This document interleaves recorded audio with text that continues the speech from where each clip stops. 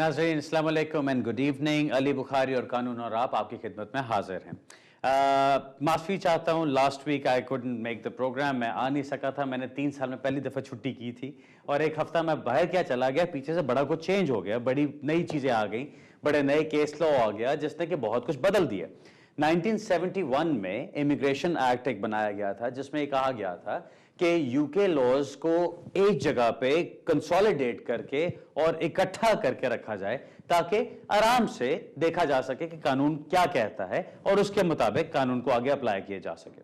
1971 का वो एक्ट अभी तक चल रहा है और अभी भी जो कानून कहता है सब कुछ, वो सब कुछ उसी में से निकाला जाता है। यानी इमिग्रेशन रूल्स, इमिग्रेशन से मुतल्लिक जो कुछ भी है वो सब कुछ इमिग्रेशन एक्ट 1971 से निकाला जाता है। उसके आगे और भी एक्ट्स आए हैं और भी कानून बनाए गए हैं, लेकिन मेन चीज वही अभी तक कायम है।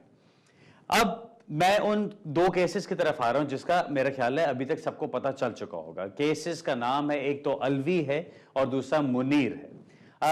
दोनों केसेस सुप्रीम कोर्ट के केसेस हैं। इसके अंदर दोनों में बड़े इंपॉर्टेंट पॉइंट्स डिस्कस किए गए हैं और वो ऐसे इंपॉर्टेंट पॉइंट्स हैं कि मेरा ख्याल है और बहुत सारे और लोगों का ख्याल है जो कि इमिग्रेशन लॉ प्रैक्टिस करते हैं कि 1971 से लेके अभी तक इतने इंपॉर्टेंट और कोई केसेस शायद ना ही आए हों, क्योंकि इसमें जो चीज कही गई है उसके इतने दूररस नताइज निकलेंगे या इतना उसका इफेक्ट होगा, इतने दूर तक इफेक्ट होगा कि ये केसेस बड़े इंपॉर्टेंस के हामिल हैं। सबसे पहले मैं डिस्कस करता हूं मुनीर वाला केस, क्योंकि आज मुझे सारा दिन बहुत सारे सवाल आ रहे थे, बहुत सारे लोग से सवाल पूछना चाह रहे हैं कि जिस 7 ईयर पॉलिसी के ऊपर जो केस आना था उसका क्या बना। ये वो वाला केस है। मुनीर के अंदर मैं पहले उसका बैकग्राउंड बता दूं, बैकग्राउंड था क्या। 1996 में ये पॉलिसी इंट्रोड्यूस की गई थी सेक्रेटरी ऑफ स्टेट की तरफ से कि अगर एक बच्चा अपनी अर्ली एज में या यहां पैदा होने के बाद 7 साल गुजार लेता है तो उसको यहां पे रहने की इजाजत मिलनी चाहिए, उसको यहां से रिमूव नहीं किया जाएगा। इन इफेक्ट 1996 में डिपोर्टेशन की बात होती थी, रिमूवल की बात नहीं होती थी। तो बात यह थी कि उसको यहां से डिपोर्ट नहीं किया जाएगा। अब अगर बच्चे को डिपोर्ट नहीं किया जाएगा तो उसके साथ उसके पेरेंट्स होंगे, उनको भी डिपोर्ट नहीं किया जाएगा। सो आम तौर पे ये पॉलिसी चलते चलते ऐसी सूरत इख्तियार कर गई कि इसका मतलब यह बन गया कि अगर बच्चे ने 7 साल यहां गुजार लिए, अगर पेरेंट्स ने कोई क्रिमिनल एक्ट्स नहीं किए हुए, अगर उन्होंने कोई और ऐसी चीज नहीं की कि जो कि पब्लिक पॉलिसी के खिलाफ जाती है, तो आमतौर पर उनको यहां पर स्टेटस दे दिया जाएगा। अब ये चीज 1996 में शुरू हुई, इसके बाद चलते चलते इसको एक इमिग्रेशन रूल्स का हिस्सा तो खैर कभी भी नहीं बनाया गया इसको, लेकिन ये पॉलिसी ऐसी थी कि ये हमेशा एक्सेप्टेड था कि ये चीज एक होम ऑफिस की तरफ से एक कंसेशन के तौर पे चल रही है। मैं पहले भी जब ये पॉलिसी थी तब भी ये कहता था और अभी भी ये कहता हूं कि हमेशा ये चीज इसके बारे में क्लियर रखनी थी कि ये कभी भी कानून नहीं बना था। हमेशा इसको यही कहा गया था कि आमतौर पे normally status will be granted और विल नॉट बी रिमूव्ड और विल नॉट बी डिपोर्टेड। सो ऐसी सिचुएशंस थी जहां पे ये चीज अप्लाई नहीं हो सकती थी। 2008 दिसंबर में 9 दिसंबर को इस पॉलिसी को अचानक विड्रॉ कर दिया गया। अचानक एक अनाउंसमेंट की गई इमिग्रेशन मिनिस्टर की तरफ से और उसमें कहा गया कि क्योंकि ह्यूमन राइट्स लॉ इतना डेवलप हो गया है कि अगर बच्चों का लॉ बनता है, बच्चों के स्टेटस बनता है यहां पे, तो ह्यूमन राइट्स लॉ के तहत उनको मिल सकता है, इसलिए इस पॉलिसी को विड्रॉ किया जा रहा है। अब फौरी तौर पे इसके खिलाफ चैलेंजेस आए। जो ये केस जिसके बारे में हम बात कर रहे हैं, मुनीर और रहमान, दो उसमें अपैलेंट्स थे जिसको ये लेके चलते हैं। अब रहमान जो थे वो बांग्लादेशी नेशनल थे, मुनीर साहब जो थे वो पाकिस्तानी नेशनल थे। जो रहमान वाला केस है उसके अंदर वो 2001 से यहाँ पे रह रहे थे और मुनीर साहब जो हैं बच्चों के साथ, और मुनीर साहब जो हैं उनका बच्चा यहाँ पे मेरे ख्याल है 2005 में पैदा हुआ था और जब 2009 में वो पॉलिसी को विड्रॉ किया गया तो उनके बच्चे ने 7 साल कंप्लीट नहीं किए थे यहाँ पे, लेकिन रहमान वाले केस में बच्चे ने 7 साल कंप्लीट कर लिए हुए थे। एनीवे, इस पॉलिसी को जब विड्रॉ किया गया उसके बाद काफी सारे केसेस किए गए। लोगों ने कहा कि नहीं जी, हमारे 7 साल अब बच्चों के कंप्लीट हो गए यहाँ पे, उस पॉलिसी के तहत इसको कंसिडर किया जाए। इस पॉलिसी को चैलेंज किया गया, इसके विड्रॉवल को चैलेंज किया गया, हाई कोर्ट में लेके गए, कोर्ट ऑफ अपील में गए, ये सारा कुछ होता रहा। अब मामला ये सुप्रीम कोर्ट के पास था जहां पे आखिरी हतमी फैसला यह होना था कि क्या 7 साल की पॉलिसी जिसको विड्रॉ किया गया, क्या उसको विड्रॉ किया जा सकता था कि नहीं। जो एक सवाल इसमें उठता है वो ये था, जो मेन सवाल सुप्रीम कोर्ट की तरफ से डिसाइड किया गया वो ये कि क्या सेक्रेटरी ऑफ स्टेट को ये पॉलिसी पार्लियामेंट के सामने रख के डिस्कशन करके पास कराना जरूरी था या नहीं? अगर ये उन्होंने शुरू में पास नहीं कराया इसको, अब ये पॉलिसी के बारे में याद रखें कि इस पॉलिसी को कभी भी इमिग्रेशन रूल्स का हिस्सा नहीं बनाया गया, इसको कभी भी पार्लियामेंट के सामने प्रेजेंट नहीं किया गया। जब 96 में भी है ये, तब भी कंसेशन के तौर पर चल रही थी, बाद में भी इसको कंसेशन के तौर पर रखा गया, और जब इसको रिमूव किया गया तब भी एक अनाउंसमेंट के साथ इसको रिमूव कर दिया गया, इसको पार्लियामेंट के आगे रख के रिवोक नहीं किया गया। सो क्वेश्चन ये था कि क्योंकि ये एक चीज चलती आ रही थी, इसको पार्लियामेंट के आगे रखा जाना चाहिए था ताकि इसको वहां से रिमूव किया जाए, इसको रिवोक किया जाए पार्लियामेंट के थ्रू। और अगर पार्लियामेंट ने इसको खत्म नहीं किया तो इसका मतलब इसकी वैल्यू खत्म नहीं होती, इसको फिर भी कायम रहना चाहिए। इस सवाल का जो जवाब सुप्रीम कोर्ट ने दिया है 18 जुलाई को, वो ये है कि ये पॉलिसी खत्म करने में सेक्रेटरी ऑफ स्टेट को पार्लियामेंट की इजाजत लेने की जरूरत नहीं है। यानी वो लोग जो अभी तक सांस रोक के बैठे हुए थे ये सुनने के लिए कि जी 7 साल की पॉलिसी वापस आ गई, या 7 साल अगर उनके बच्चों को हो गए तो उनको यहां स्टेटस मिल जाएगा, तो ऐसी बात नहीं है, उनको इंडेफिनेटली उसकी बेस पे नहीं मिल सकती। अब सुप्रीम कोर्ट की तरफ से फैसला कर दिया गया है कि 7 साल की पॉलिसी जो उन्होंने जब खत्म कर दी तो उसको खत्म कर दिया, एंड दैट्स इट। अब उसके ऊपर आपकी केसेस नहीं हो सकते। ये चीज मैं पहले कुछ महीनों से ये बात, जब भी ये सवाल उठता था कि इस केस में क्या हो रहा है, अब ऑब्वियसली कोर्ट ने क्या फैसला करना है वो तो कोर्ट के ऊपर है, लेकिन हम लोग तो अपना ओपिनियन जाहिर कर सकते हैं। मेरा ओपिनियन शुरू से ये रहा है कि अगर एक चीज जो कि इमिग्रेशन रूल्स का हिस्सा नहीं है, उसको अगर किसी वक्त भी खत्म करना चाहें, अगर वो डिस्क्रेशन के तौर पर उसको लेके चल रहे हैं, तो वो किसी वक्त भी खत्म कर सकते हैं, बिकॉज उसको आपने इमिग्रेशन रूल्स का हिस्सा नहीं बनाया। ये मैं बात क्यों कर रहा हूं, क्योंकि यहां पे अब लेगेसी वालों का भी जिक्र आ सकता है। इसी पॉलिसी को अगर आप अप्लाई करें लेगेसी वाले केसेस के ऊपर, लेगेसी में क्या है, लेगेसी में यह कहा गया था कि अगर आपने 2007 के बाद आपने 2007 से पहले आपने असाइलम अप्लाई किया और आप यहीं पे रहते रहे, तो आपकी केस को देखते हुए, आपके पर्टिकुलर सर्कमस्टांसेस को देखते हुए और केस बाय केस फैसला करते हुए आपको स्टेटस मिल सकता है। अब ठीक है, बेतहाशा लोग ऐसे थे जिनको स्टेटस मिला, और बेतहाशा लोग ऐसे भी हैं जो उसी तरह की सिचुएशन में थे जिनको स्टेटस नहीं मिला, जो अभी भी इंतजार कर रहे हैं, तस्वीरें देख के बैठे हुए हैं और अभी तक इंतजार कर रहे हैं कि शायद उनको अभी जवाब आ जाएगा। उसके पर भी मैं बाद में एक और बात बताता चलूंगा। अभी मेन इंपॉर्टेंट बात जो मैं यहां करना चाह रहा हूं, ये वो उस पॉइंट के बारे में है कि इस चीज को भी बहुत लोगों ने चैलेंज किया हुआ है कोर्ट में कि जी लेगेसी के अंदर एक डिस्क्रेशन एक्सरसाइज किया जा रहा था जहां पे लोगों को स्टेटस दिया जा रहा था, वो चीज उन्होंने बंद कर दी और एक बंदे को स्टेटस दे दिया और दूसरा बंदा जो उसी सिचुएशन में उसको स्टेटस नहीं दिया।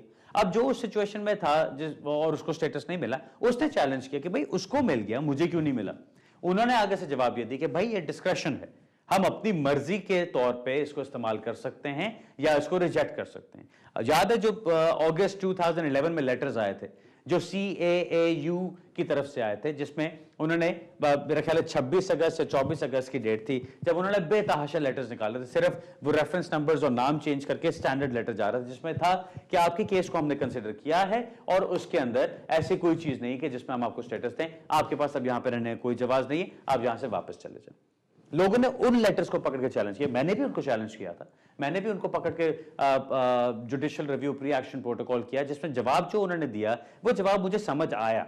वो जवाब में ये उन्होंने ये कहा कि लेगेसी एक डिस्क्रेशनरी चीज थी, एक एक्सरसाइज ऑफ डिस्क्रेशन है, यानी होम सेक्रेटरी के हाथ में है कि वो किस तरह से करें, और उन्होंने केस बाय केस देख के चलना है। उन्होंने ये नहीं कहा कि एवरी सिंगल पर्सन जो ABC चीज को फॉलो करेगा उसको ऑटोमेटिकली ये स्टेटस मिलेगा। अगर आपको याद हो, इससे पहले एक एमनेस्टी आई थी 2003 में, अक्टूबर 2003 में एमनेस्टी आई थी, जिसमें कहा गया था अगर आपने असाइलम अप्लाई किया था 2 अक्टूबर 2000 से पहले और 23 अक्टूबर 2003 के बाद या उस टाइम तक आपके घर में, आपके हाउस होल्ड में, आपके साथ, आपकी फैमिली में 18 साल से कम उम्र के कोई डिपेंडेंट्स हैं, तो उस पर आपको इंडेफिनिट लीव दे दी जाएगी। उसका फैमिली ILR का नाम दिया गया था, फैमिली ILR एमनेस्टी कह लें, जो कुछ भी कह लें, वो चीज डिफरेंट थी।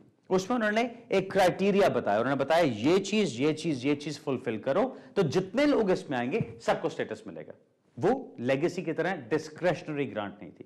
सो इसलिए मैं ये चीज कंपेयर करके दोनों को मैं कहना चाहता हूं कि मेरा ओपिनियन, और ये सिर्फ मेरा ओपिनियन है, हो सकता है बहुत सारे लोग इसके साथ डिसएग्री करें, लेकिन मेरा ओपिनियन ये है कि जिस तरह से उन्होंने ये 7 इयर्स की पॉलिसी को देखा है उसी तरह लेगेसी को भी देखा जाएगा। और मुझे नहीं लगता कि सुप्रीम कोर्ट इसको अलाउ करेगा कि जी लेगेसी में जितने लोग आते हैं, यानी जिन लोगों ने 2007 से पहले असाइलम किया था और वो अभी भी यूके में, सबको स्टेटस दे दिया जाए। सो मुझे नहीं लगता वो चीज होगी, इसलिए उस पर मेरे मुताबिक आपको इंतजार नहीं करना चाहिए। अब जो एक्स्ट्रा चीज मैं यहां कहना चाहता था, आज के दिन में, आज मैं हॉलिडे के बाद वापस आके पहले दिन ऑफिस में था और आज ही के दिन में 2 लोग मेरे पास आए लेटर्स लेके जो कि CAAU की तरफ से थे और उसके अंदर उनसे फोटोग्राफ्स मांगी गई।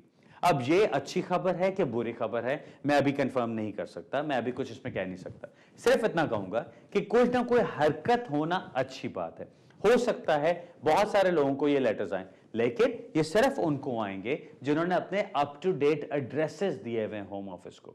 सो ये याद रखें, अगर आपका केस लेगेसी में फॉल करता था, अगर आप समझते थे कि लेगेसी में आपको स्टेटस मिलना चाहिए था और आपको नहीं मिला और आप अभी तक इंतजार करें, हो सकता है अब आपको आप लक में आ जाएं और अभी आपको स्टेटस मिल जाए उसकी बेस पे। और दूसरी तरफ ये भी हो सकता है कि वो जो फोटोग्राफ्स अगर आपसे मांग रहे हैं वो आपके ट्रैवल डॉक्यूमेंट्स वगैरह के लिए कर रहे हैं और आपकी तैयारी के लिए कर रहे हैं कि आपको अगर वापस भेजना है। लेकिन ज्यादा चांसेस और एक होप के साथ जो मैं चांसेस कहूंगा वो इस चीज के हैं कि वो शायद आपको कोई ना कोई स्टेटस दे दें। सो ये चीज उस चीज के साथ फॉल बैक करती है कि रूल्स को अब इतना सख्त बना दिया गया है और इतना अहमकाना और स्टूपिड बना दिया गया है कि बहुत सारे लोग उसके अंदर क्वालिफाई नहीं कर सकते। बहुत सारे क्या, मोस्ट लोग उसके अंदर क्वालिफाई नहीं कर सकते।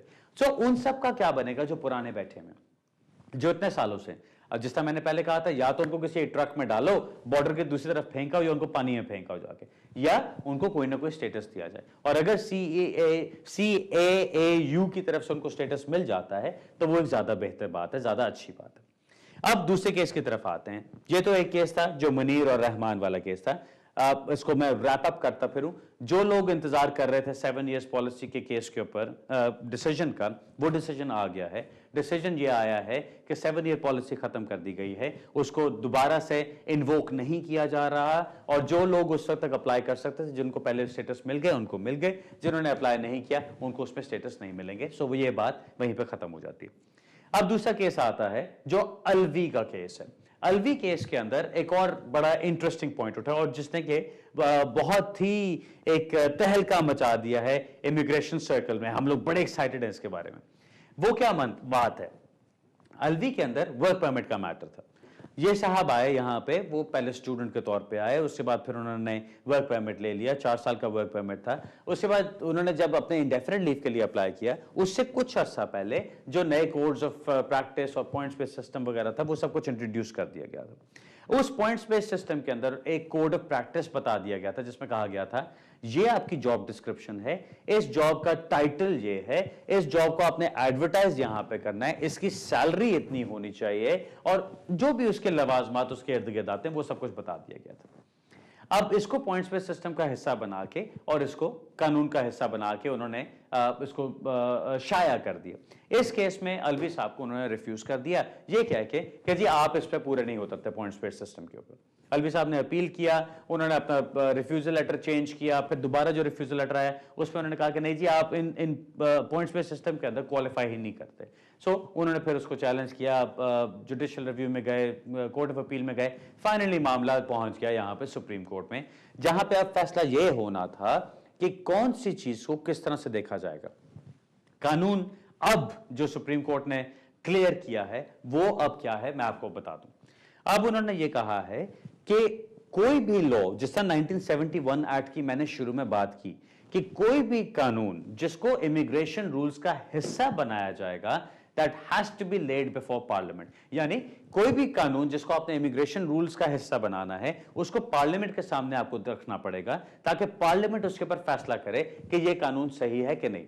याद रखें, पार्लियामेंट किन लोगों से बनती है? पार्लियामेंट बनती है आपके रिप्रेजेंटेटिव से। आपके हर एरिया से एक रिप्रेजेंटेटिव बनता है जो आपका मेंबर पार्लियामेंट बनता है। अब जो उस एरिया के लोग चाहते हैं, जो मेजॉरिटी के लोग चाहते हैं, वो उसको वोट देके मेंबर पार्लियामेंट बनाते हैं। सो देयरफॉर उस मेजॉरिटी वोट को या उस मेजॉरिटी वॉइस को जब पार्लियामेंट में लेके जाना है तो उस एमपी ने लेके जाना है। अब उस एमपी के साथ जितने और एमपीज हैं वो सब मिलके अगर एक मुत्तफिका फैसला करते हैं तो दैट मींस कि दिस इज, ये वो चीज है जिसको लोग चाहते हैं, या ये चीज जो कानून में हिस्सा, जो कानून का हिस्सा बननी चाहिए, इसलिए उसको पार्लियामेंट के सामने रखा जाता है। अब यहां पे जो कोड्स ऑफ प्रैक्टिस हैं, अगर आप पॉइंट्स बेस्ड सिस्टम को देखें, पॉइंट्स बेस्ड सिस्टम के अंदर उन्होंने इमिग्रेशन रूल्स के अंदर कुछ चीजें कही हैं और बाकी तमाम चीजें उन्होंने गाइडेंस के अंदर डाली हुई, गाइडेंस नोट्स के अंदर डाली हुई है, या उन्होंने इमिग्रेशन डायरेक्टरेट इंस्ट्रक्शंस के अंदर डाली हुई है। यानी जो इमिग्रेशन केस वर्कर्स को जो आपकी तरफ से, होम ऑफिस की तरफ से जो गाइडेंस दी जाती है कि इनको किस तरह से केसेस को डिसाइड करना है, उसके अंदर है। अब वो गाइडेंस कभी पार्लियामेंट के सामने नहीं रखी गई।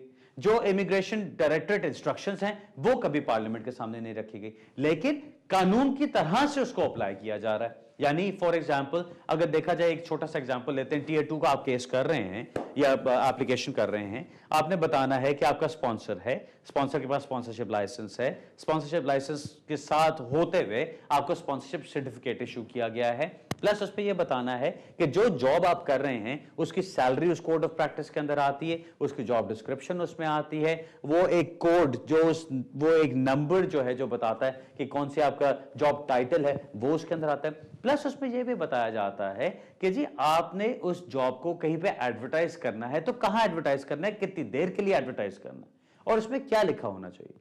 अब ये चीज जो है इसको इमिग्रेशन रूल्स का हिस्सा कभी नहीं बनाया गया, लेकिन अगर आप एक एप्लीकेशन करते हैं जिसमें आपने एग्जैक्टली उस तरह से ना किया इसको, तो वो आपको रिफ्यूज कर देते हैं। अब पार्लियामेंट, ये सुप्रीम कोर्ट की तरफ से जो डिसीजन आया है अल्वी का, इसके अंदर ये चीज कही गई है कि अगर किसी भी चीज को आप देखें कि एप्लीकेशन का एक प्रोसेस का वो हिस्सा है और अगर आपकी एप्लीकेशन रिफ्यूज कर दी जाएगी कि अगर वो चीज पूरी नहीं होती, तो इसका मतलब वो रूल के तौर पर इस्तेमाल किया जा रहा है, और अगर वो रूल है तो it has to be before parliament.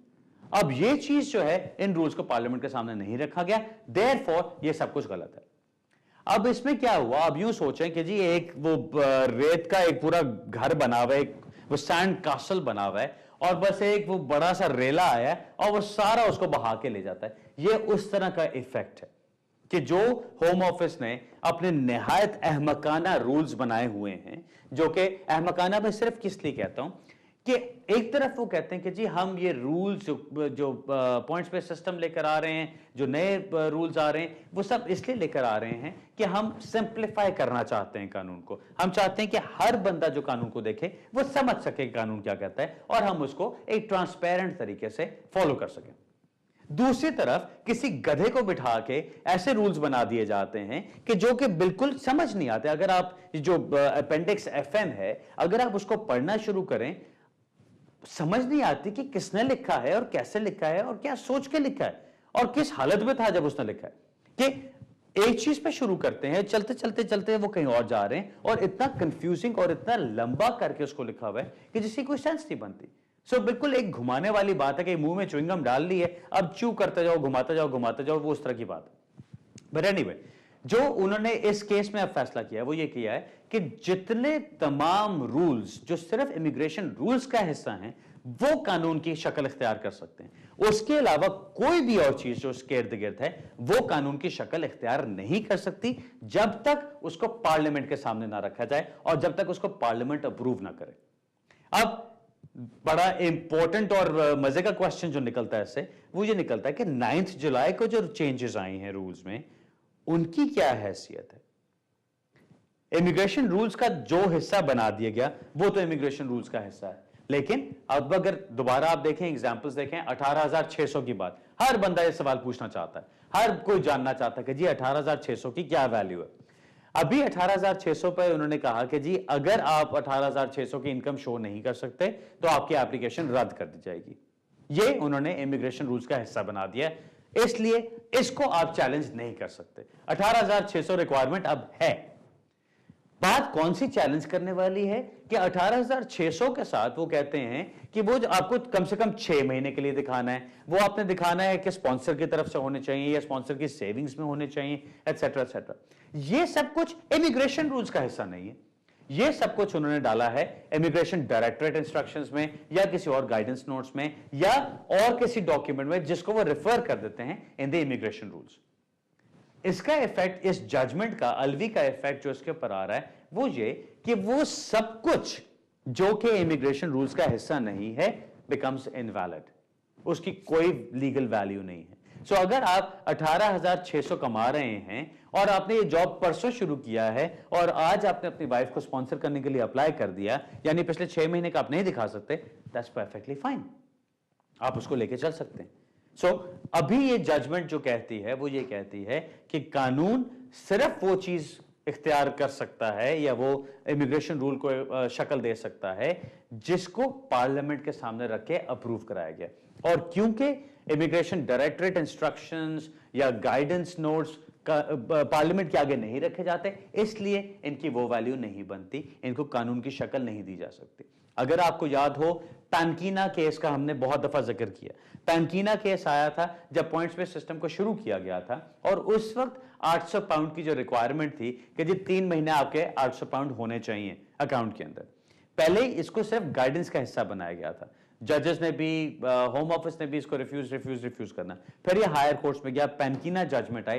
पैनकीना ने कहा कि एक चीज जिसको इमिग्रेशन रूल्स का हिस्सा नहीं बनाया गया उसको आप कानून की शक्ल नहीं दे सकते, इसलिए उसको उन्होंने रिफ्यूज कर दिया और कहा कि इससे पिछले जितने लोग थे उन सबको स्टेटस मिलना चाहिए अगर उनके पास 4 दिन के लिए भी 800 पाउंड थे। बिकॉज इमिग्रेशन रूल्स क्या कहते हैं, सिर्फ 800 पाउंड होने चाहिए, ये नहीं कहते कि 30 डेज के लिए होने चाहिए या 3 मंथ्स के लिए होने चाहिए।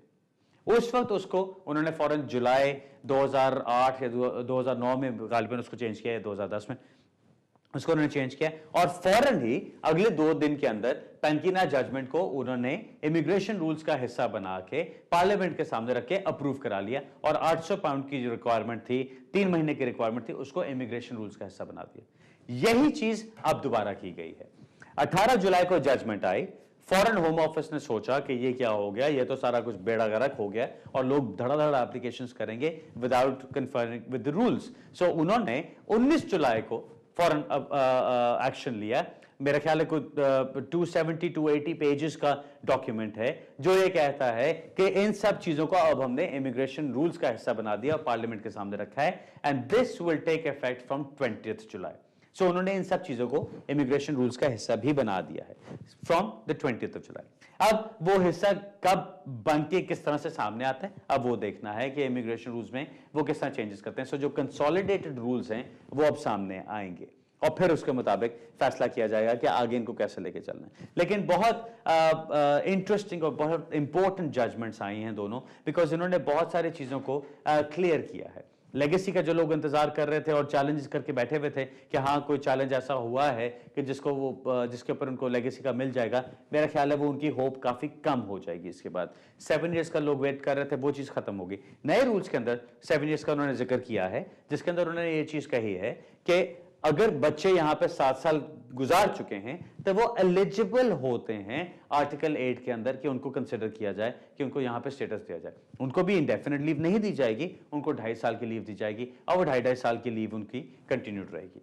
मैं सिर्फ अभी ये कहना चाहता हूं, दोनों जजमेंट्स बहुत इंपॉर्टेंट जजमेंट्स हैं और बहुत क्लैरिफाइंग जजमेंट्स हैं जिनसे कि कानून में कोई ना कोई, मैं हमेशा रिस्पेक्ट करता हूं जब कोर्ट की तरफ से कोई जजमेंट आती है। इमिग्रेशन रूल्स जो बनाए जाते हैं, इवन पार्लियामेंट के जो इमिग्रेशन रूल्स बनाए जाते हैं, क्योंकि वो सेक्रेटरी ऑफ स्टेट की तरफ से आ रहे होते हैं, होम ऑफिस की तरफ से आ रहे होते हैं, मुझे वो कभी पसंद नहीं। लेकिन जब जजेस की तरफ से कोई फैसला होता है तो वो एक प्रॉपर फैसला होता है और हम वकीलों के लिए वो बड़ी इंपॉर्टेंट चीज होती है। मैं अभी सिर्फ इतना कहूंगा, ये मत सोचें कि नए रूल्स जो आए हैं उनको खत्म कर दिया गया है, वाइप आउट कर दिया गया, ऐसी बात नहीं है। चैलेंज किया गया उसको, एक चैलेंज कामयाब हुआ है, अभी और चैलेंजेस आएंगे और चीजें चलेंगी। अभी नए रूल्स के खिलाफ इनके स्पेसिफिक चैलेंजेस चलेंगे। ये जो अपेंडिक्स FM बनाया गया है, निहायत स्टूपिड पीस ऑफ आर्ट है और उसको आई होप कि बहुत जल्दी वो ठीक करें और कोई एक इंसानी शक्ल उसको दें ताकि इंसान उसको समझ सकें। अभी पता नहीं किन लोगों के लिए वो है। नाज़रीन, अब ब्रेक की तरफ चलते हैं। मैं जानता हूं कि पिछला जो हमारा पूरा ये एक हिस्सा प्रोग्राम का चला है वो सब मैंने ले लिया बातें करने में, लेकिन मेरे ख्याल में इंपॉर्टेंट केसेस थे। अब नेक्स्ट जो पार्ट होगा उसमें मैं सारे सवाल लूंगा। मिलते हैं थोड़ी देर बाद ब्रेक के बाद।